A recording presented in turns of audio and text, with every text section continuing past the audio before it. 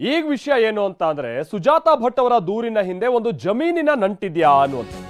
ಹಿಂದೆ ಸುಜಾತಾ ಅವ್ರು ಮಾತನಾಡ್ತಾ ಕೆಲ ಜಮೀನು ವಿಚಾರ ಕೂಡ ಹೇಳಿದ್ರು ಕೆಲ ಈ ಯೂಟ್ಯೂಬ್ ಚಾನಲ್ ಅಲ್ಲೆಲ್ಲ. ಅದಷ್ಟು ಸುದ್ದಿ ಆಗಿರಲ್ಲ. ಬಟ್ TV9 ಇದ್ರ ಹಿಂದೆ ಹೋದಂತ ಸಂದರ್ಭದಲ್ಲಿ ಹೌದು 2.5 ಎಕರೆ ಜಮೀನಿಗಾಗಿ ಅನನ್ಯಾ ಭಟ್ ಕಥೆಯನ್ನ ಕಟ್ಟಿದ್ರ ಸುಜಾತಾ ಅವರು ಅನ್ನುವಂಥದ್ದು ಈಗಿರುವಂತ ಗುಮಾನಿ.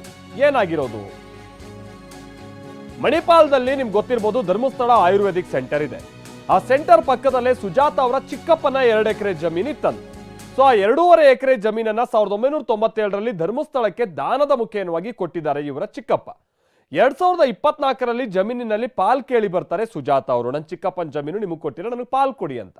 ಆದ್ರೆ ಕಾನೂನು ಪ್ರಕಾರ ದಾನ ಪತ್ರ ಮಾಡಲಾಗಿದೆ, ಹಾಗಾಗಿ ಈಗ ಪಾಲ್ ಕೊಡೋದಕ್ಕೆ ಬರೋದಿಲ್ಲ ಅಂತ ನಿರಾಕರಣೆಯನ್ನ ಮಾಡಲಾಗಿದೆಯಂತೆ. ಸೊ ಸುಜಾತಾ ಅವರ ಮನವಿಯನ್ನ ಆಯುರ್ವೇದಿಕ್ ಸೆಂಟರ್ನ ಸಿಬ್ಬಂದಿ ಅಥವಾ ಅಧಿಕಾರಿಗಳೆಲ್ಲ ತಿರಸ್ಕರಿಸಿದ್ದಾರೆ. ಹೀಗಾಗಿ ಒಂದು ಗುಂಪನ್ನ ಪರಿಚಯ ಮಾಡ್ಕೊಳ್ತಾರೆ ಸುಜಾತಾ.